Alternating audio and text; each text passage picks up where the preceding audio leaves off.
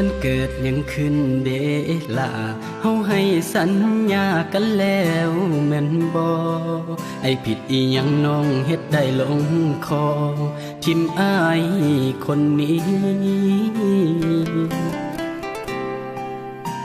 น้องควงเขามาไม่เหยียบย้ำใจบ่อีตนอ้ายเลยบ่ค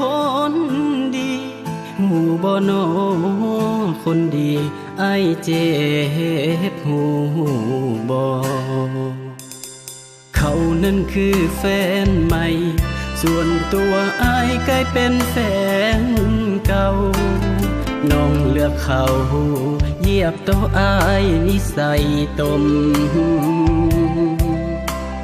ผิดอีหยังเดล่ะที่อ้ายขี้ไล่หรือว่ายากจนน้องจึงบ่หาบ่สนน้องจึงทิมอ้ายตัดเส้นตายทางหาเขาบ่เป็นหยัง